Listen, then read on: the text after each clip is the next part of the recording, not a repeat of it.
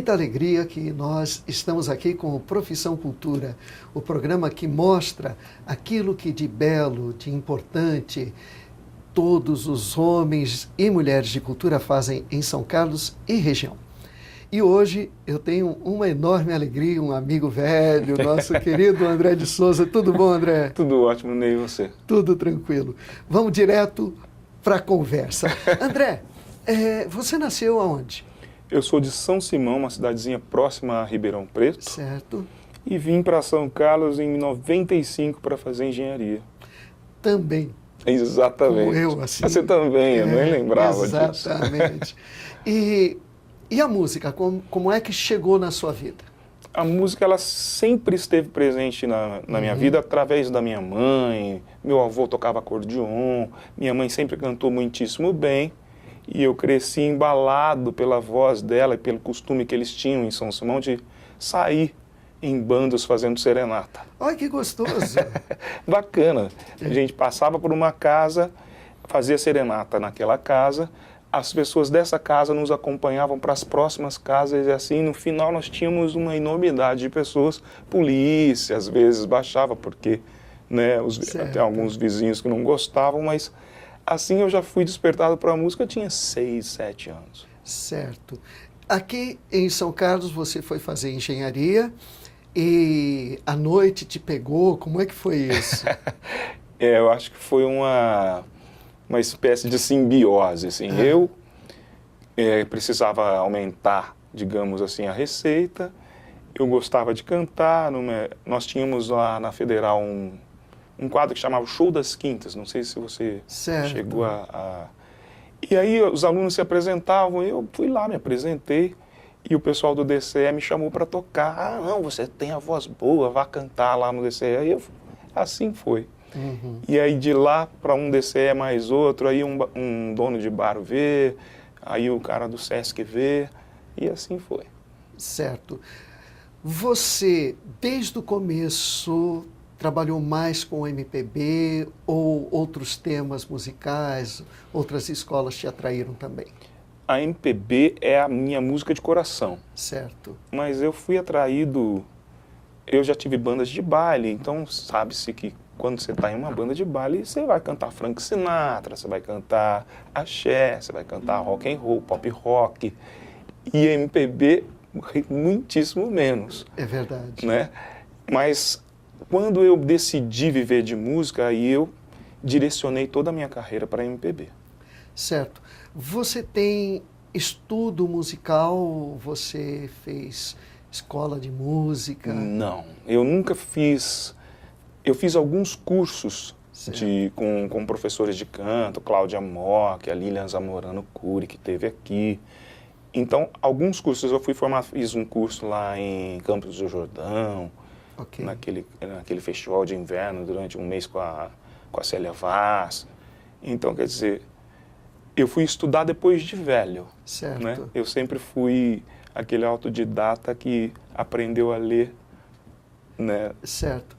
O teu diploma de engenharia tem usado com muita frequência? Como é que está isso aí? Ele está numa pastinha vermelha, surrada lá debaixo das minhas outras pastas, mas ele está ali, eu sei onde ele está apenas. Eu imagino, o meu diploma eu entreguei para o meu pai, agradecendo todo o esforço, né? E ele não me devolveu o diploma, eu não sei onde anda. Ele não te devolveu? Não, eu não sei onde anda. Ah, o meu não dei para o meu pai, não. Falei, não, é meu, fui eu quem conseguiu. Tá certo. No que se refere à música popular brasileira, você tem inspirações? Quem que te trouxe influência? Eu acho que eu trago influência de Milton Nascimento, bem clara. Uhum. Milton Nascimento, eu tenho, digamos, a influência de arranjos, assim, quando eu tenho qualquer tipo de concepção de arranjo, então eu vou esbarrar em Tom Jobim, eu vou esbarrar em Francis Raime, mas não como intérprete. Como intérprete, Milton Nascimento, eu gosto muito de Zizi Posse, gosto muito. Então são cantores assim que me embalam a alma, né? Ok. pessoal do Clube da Esquina Adoro, adora. adoro. E você, se você fosse mineiro, você seria do Clube da Esquina? Com toda certeza, se eu tivesse por lá na época em que eles estavam, Uhum. eu com certeza estaria lá na mesma esquina, tentando compor no nível deles. Ok. E você foi intérprete exclusivamente durante um tempo, e quando é que você se decidiu por compor? Na verdade, eu compunha desde jovem, só que eu não gostava das minhas músicas. Entendo. Então eu tenho inúmeras músicas que eu pego e acho horrorosas, e aí eu volto a trabalhar nelas. E elas se tornam músicas apresentáveis para mim. As músicas mesmas que eu não gostava quando eu tinha 16, 17 anos, eu não gostava de como eu escrevia.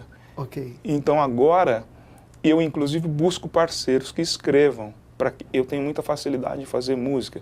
Então se eu tiver uma letra que eu já goste, a coisa flui com mais naturalidade. Eu vou receber isso como um convite, hein? Já sinta-se convidado, por favor. Por Tá. favor. Mas falando ainda do teu processo criativo, você é daqueles que faz a música de sopetão ou vai burilando? Parece que vai burilando. Eu jamais fiz de sopetão. A ideia é de sopetão. Aham. Então você tem uma ideia, ela brota realmente. E nos mais inesperados momentos. Às vezes você está deitando e se levanta porque aquela ideia brotou ali naquele momento. Você vai desenvolvê-la, mas ela ainda não está pronta. Então você registra ali, você pega um celular e grava. Certo. Mas daí você vai ouvir no dia seguinte, comigo pelo menos acontece assim, a mesma música que eu achava genial, acho uma, Certo. digamos, né? Certo, certo. E aí eu vou trabalhando e ela se torna apresentável para mim, tal qual essas que eu fiz aos 17, 18 se tornam quando eu trabalho com elas. Ok.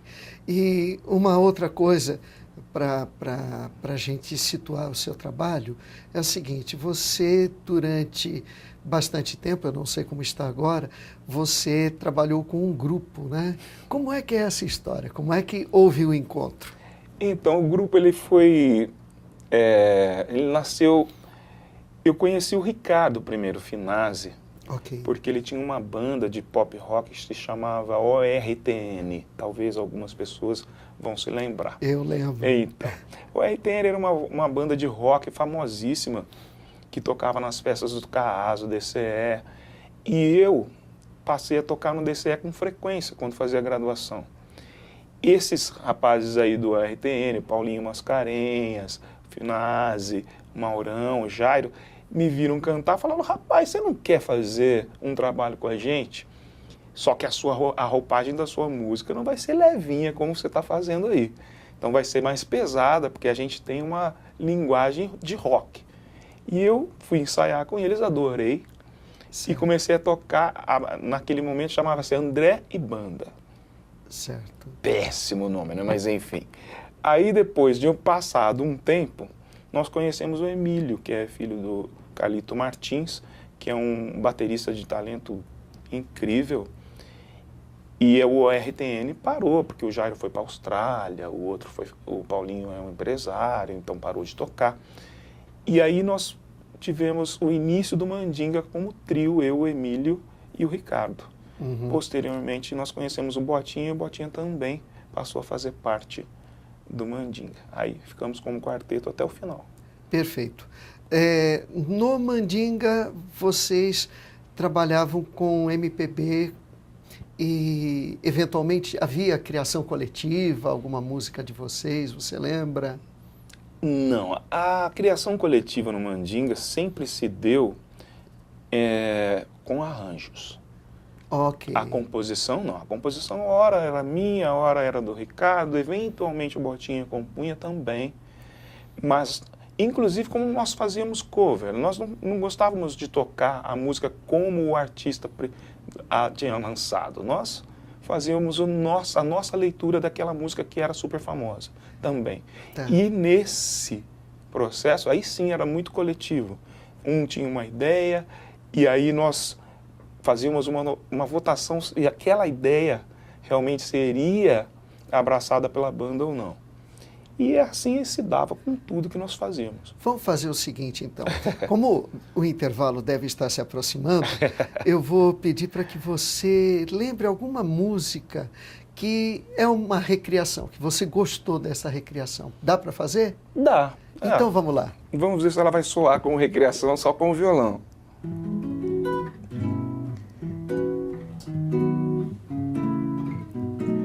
Eu quis cantar minha canção iluminada de sol. Soltei os panos sob os mastros no ar. Soltei os tigres e os leões nos quintais. Mas as pessoas da sala de jantar são ocupadas em nascer e morrer. Muito legal. Na verdade, só vai soar como recriação com os outros três. Não, eu tenho... Eu percebi agora. Não, acho que não. Acho que não. Os velhos mutantes certamente aprovariam isso aí. Está muito legal. E já que a gente tem mais um tempinho, eu quero te perguntar o seguinte. Mutantes, Tropicália, esse pessoal influenciou você em que maneira? Muitíssimo. Eu acho que foi a influência que eles me dão é que a gente tem que quebrar barreiras, assim, que existem coisas que as pessoas determinam que é o correto. Certo. E Mutantes e a Tropicália veio para dizer para a gente, não, você pode introduzir um instrumento que teoricamente não seria correto aquilo ali. A música não pode ser tão politicamente correta assim, que ela barre a pesquisa musical. Exatamente. A pesquisa musical tem que ser aberta. Você tem que estar aberto, com o seu coração aberto, para que você possa crescer musicalmente.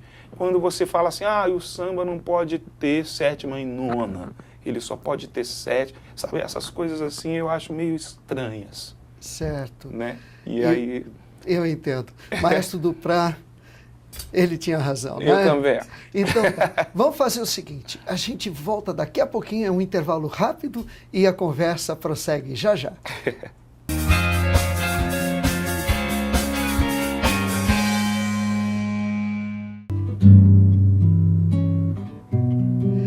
Voltamos com André de Souza no nosso Profissão Cultura.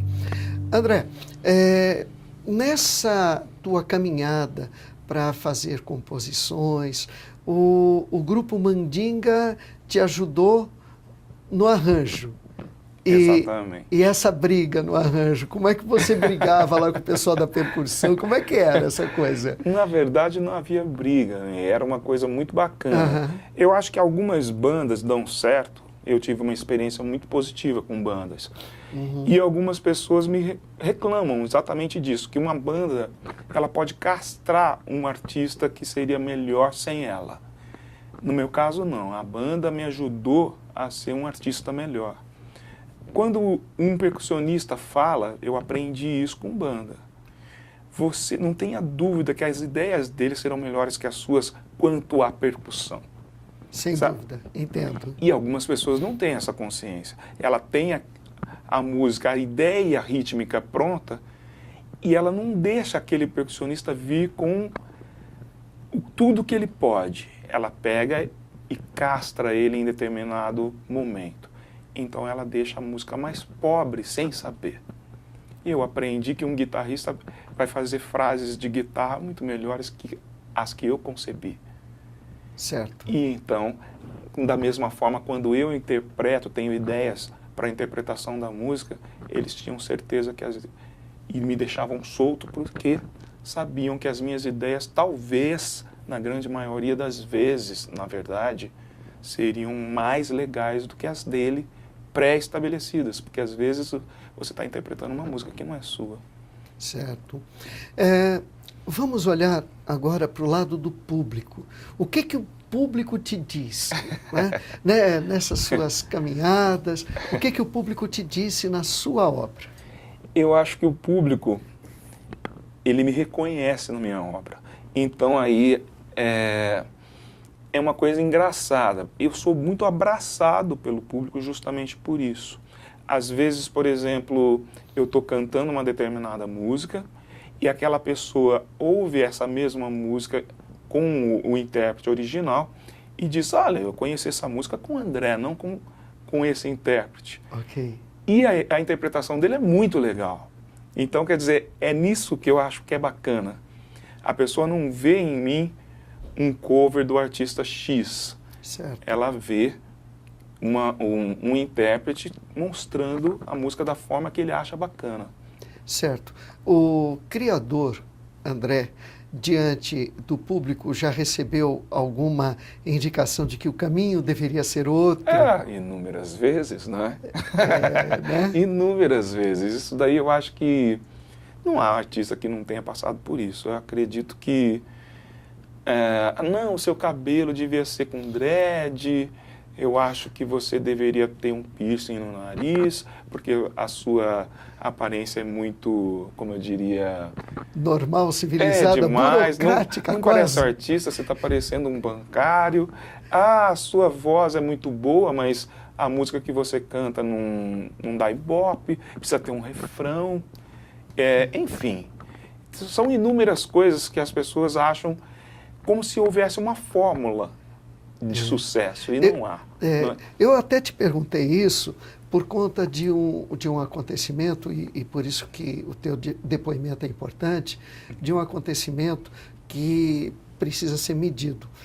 De um modo geral, o público, e claro que as maravilhosas exceções de praxe, acaba por reprisar aquilo que a cultura de massa diz que deve ser o correto. Exatamente. E talvez o mais gostoso nesse trabalho todo do André e de outros músicos, especialmente aqui na nossa região que é muito rica, é a de mostrar essa diversidade, procurar novos caminhos, encontrar novas soluções. André, nessa busca de novas soluções, você acabou me dando uma aula. Eu vou contar para vocês agora, só para vocês. Em 2001, já vai fazer 15 anos, Olha só. o gerente do SESC chegou para o André e falou, olha, eu te chamo de novo, mas só se você trouxer uma ideia nova. Você lembra disso? Eu não lembro. Pois é. Esse camarada que está conversando com a gente foi, de certa forma, o idealizador do grupo Letras e Sons. O André veio conversar comigo e falou, olha, estão pedindo uma novidade lá no SESC, e aí eu juntei um pouco de teoria, mas não na área da música, na área da história, ao itinerário da música popular brasileira. O primeiro show, desculpe roubar a entrevista, agora quem está falando sou eu, o primeiro show ocorreu no começo do mês de dezembro e caiu a maior tempestade que já caiu na história de São Carlos. Choveu tanto que o público não veio. Veio a minha madrinha, a Nilma Saia, veio mais umas 4 pessoas, vieram mais umas 4 pessoas, mas o show foi tão gostoso que a ideia acabou sendo introjetada. Eu falei, vou continuar fazendo esses shows. Fiz alguns com o André e depois o show Letras e Sons ganhou um itinerário próprio. Tá lembrado agora? Agora sim. Agora lembrou. Então, André, e tua produção sob a forma de CD, como é que aconteceu, como é que se construiu isso? Bom, o primeiro CD foi idealizado pela Heleninha Mascarenhas. Tá. Ela chegou em mim, eu cantei no casamento do irmão dela, do Paulinho, e ela falou, nossa, mas que legal quando você canta, as pessoas elas se emocionam. Você não gostaria de gravar um CD? Ela me propôs isso. Como ela era diretora da Safra, ou uma das donas da Safra, ela falou, olha, se você tiver músicas próprias é melhor para causa de direitos autorais, e eu tento vender essa ideia para a empresa, para a Safra, para que eles patrocinem, juntamente com o Berimbau, um CD seu. O que topa? Eu topo. Ótimo, maravilhoso.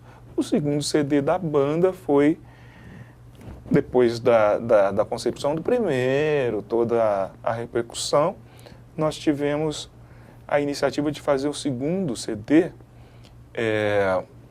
patrocinado por nós mesmos. Ok. E ali é que houve mais discussão do que você possa imaginar, você imagina, né? Nós tínhamos... E o terceiro CD, eu resolvi fazer solo, que eu acho que foi esse que você viu lá na... Isso, lá Exatamente. na Uniara, na emissora da Uniara. Exato. Esse aí, o solo, foi um convite do Berimbau. Abraçaram o projeto A Descasa e a Eng Forte, e eu fui o único que mandou naquele disco. Ele exatamente me reflete bastante, porque fui eu quem escolheu as canções, fui eu quem deu a palavra final sobre quaisquer assuntos, arranjos, volumes, enfim, timbres. Então, eu tive muita ajuda de todos, inclusive do Mandinga, que já não existia mais, mas eles estão presentes em quase todas as faixas. Então, eu só tenho a agradecer todo esse processo aí, desde o primeiro disco, a Heleninha Mascarenhas, saudosa, que eu adorava. Foi ela quem me direcionou para esse lado aí de... Certo. E aí, quando você tem um CD a ficar pronto, você compõe mais. É verdade. E como é que é viver da música? Aonde que você tem maiores problemas? Aonde que vem ajuda? Se é que vem de algum lugar? Eu acredito que viver da música não seja tão complicado quanto as pessoas possam pensar. Eu, por exemplo, acredito que uma pessoa que vive de música deve ser... sei lá, ele deve ter multiatuações. Não dá para você viver de música pensando que você vai tocar em bar. Não dá para você viver de música não sendo famoso, achando que você só vai fazer shows. Então, quer dizer, eu dou muita aula, eu faço produções em estúdio, direções vocais, direções. Eu faço shows também em Sescs, em alguns teatrinhos menores em São Paulo. Então, quer dizer, você tem uma multiatividades que te provém prazer e fazem com que você viva bem, Ok. né? Com o coração livre. Certo. Isso é muito bom. No que se refere a direito autoral, como é que é direito autoral? Você recebe direito autoral? Eu não recebo. Não recebe. Eu não recebo. Eu tenho 2 artistas que já gravaram minhas músicas. De gravação de um deles, eu recebi, assim, digamos, 2 meses seguidos e depois nunca mais. Deu para comprar uma pizza? Nem uma pizza. Quer dizer, nem uma pizza. Mas esse lance de direitos autorais no Brasil é uma coisa que não existe. Sei. Praticamente não existe. Existe sim. Se você quer gravar um CD, no último CD, eu acho que você ouviu, eu gravei Pavão Misterioso, gravei uma música... Enfim, ali você tem que pagar mesmo para que a prensagem seja feita, para que não seja ilegal na prensagem. Mas em termos de execução, realmente a sua música tocou tantas e tantas vezes em determinados lugares, você recebe. Eu acho muito difícil que isso haja controle. Uhum. Vamos fazer o seguinte, vamos sair desse assunto que é até um pouco triste e vamos alegrar o final do nosso programa com uma música. O que você quer tocar? Olha, vamos tocar. Eu vou tocar, eu tinha pensado numa, mas eu vou mudar. À vontade. Vou tocar uma música que chama Brincadeira de Coroar. Uma amiga que chama Simone Guimarães. Ok, vamos lá. Vamos lá.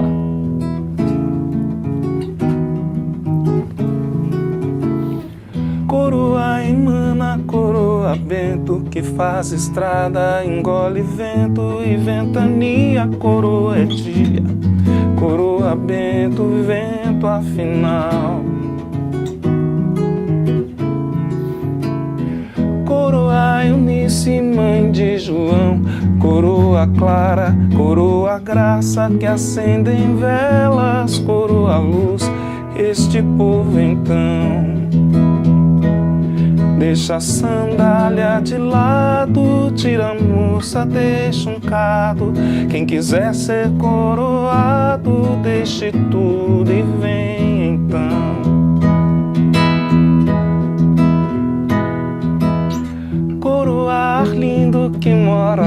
longe, que pega o bonde, que faz fronteira e da janela olha Maria, que todo dia vem pra lhe ver.